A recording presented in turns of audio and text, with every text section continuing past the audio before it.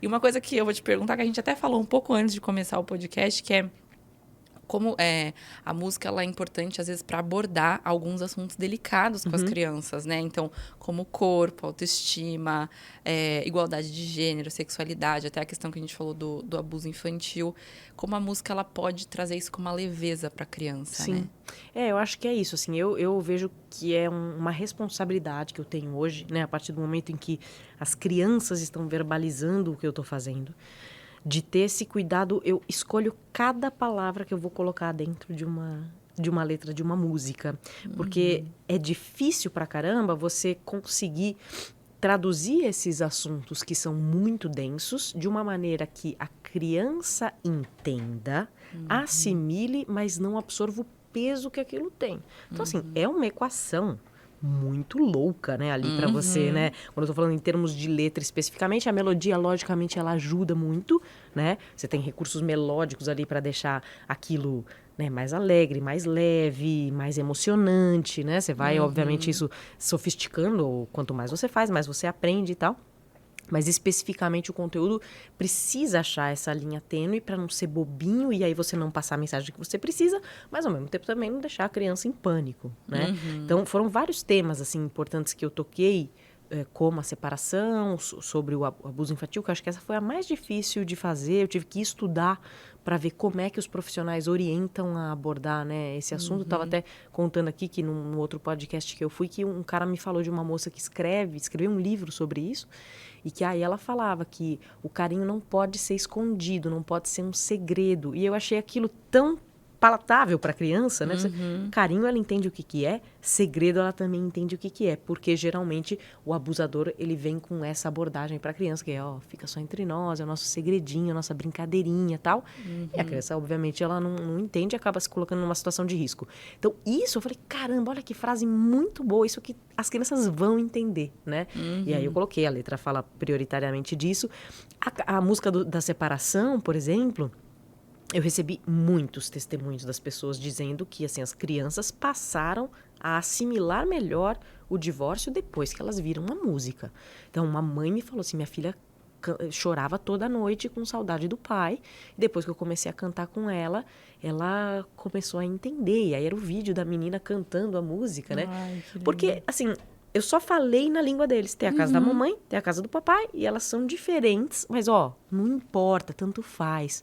O amor tá ali, ele é todinho pra gente. Então, não importa o endereço que você vai. Obviamente, parênteses, 1000 realidades no Brasil, tá? Sim. A gente sabe que às vezes não tem tanto amor assim em alguma das portas, né? Porém, a gente precisa preservar as crianças, né? A gente precisa blindar elas disso, né? O mundo adulto não tem nada a ver com o mundo infantil nesse sentido, né? Então, os nossos desgastes relacionais não tem que abordar ela. Eu acabei de fazer um trabalho muito legal com a Pamela Magalhães, a Psi Pamela, que a gente também falou um pouco sobre maternidade.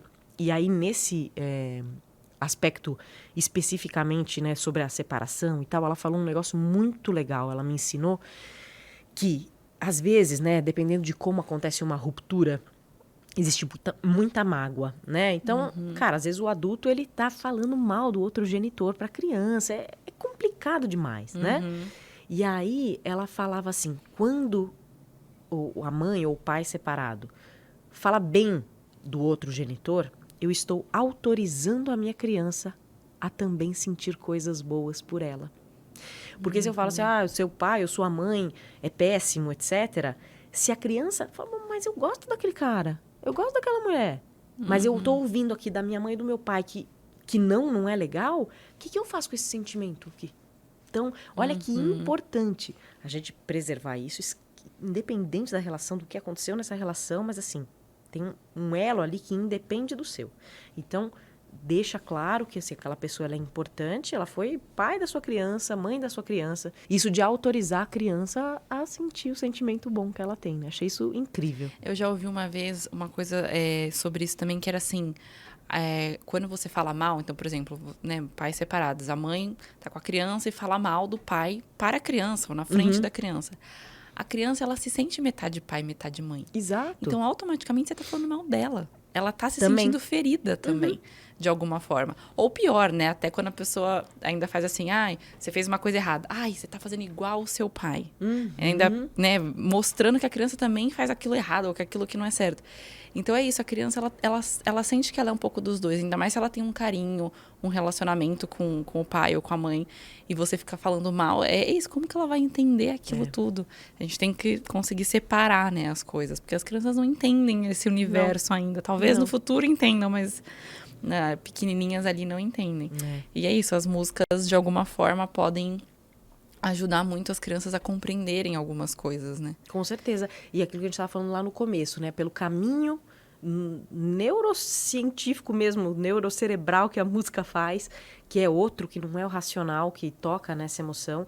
E a música, mesmo sem ter letra, né? Você ouve uma melodia, às vezes você fica com vontade de chorar. O que ela tá ativando dentro de você? Então é muito poderoso, né? Eu, quando eu vou escrever meus textos, meu livro, tudo, eu coloco músicas sem letra, porque senão me atrapalha ali no raciocínio, mas músicas que algumas me tocam de formas diferentes ali, de realmente me ajudar, me inspirar naquele assunto, naquela coisa, porque realmente mexe, ativa coisas ali na nossa cabeça, né?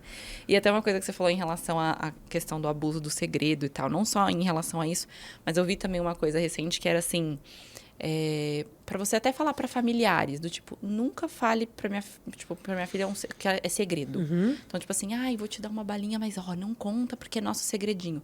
Pode parecer inocente, mas isso facilita com que os abusadores também possam usar a mesma coisa. Então, se é segredo, não tem que ser segredo. Não faz. Se é uma coisa que é para ser segredo, não faz. Mas deixa com que ela tenha essa liberdade de contar as coisas, sabe? Sim, com certeza. Porque ela tem que entender que ela tem a liberdade de falar qualquer coisa com a gente. Então, eu vi isso esses dias que é um caminho para chegar nisso, Tem né? toda a razão. Então, tipo, não. A gente tem essa mania de falar, não, é nosso segredinho, vou te dar uma bala, não conta nada pra... Não. Tipo, porque a criança, ela não entende quando ela pode fazer isso, quando ela não pode fazer lógico. isso, né? Ela não tem esse discernimento, assim. Mas aí ela começa a construir de que, tem coisas que eu não posso contar pro meu pai ou pra minha mãe. Por algum motivo, né? Sim. Aí... Lembrando vocês que os episódios saem toda segunda-feira no meu canal do YouTube, Fabi Santina. E temos os cortes também no YouTube, no canal Cortes, canal Cortes Vida de Mãe Podcast. E também nas redes sociais, tanto no Insta quanto no TikTok, que é @Vida de Mãe Podcast. Vai lá acompanhar tudo. E tem o meu pessoal, né? Fabi Santina.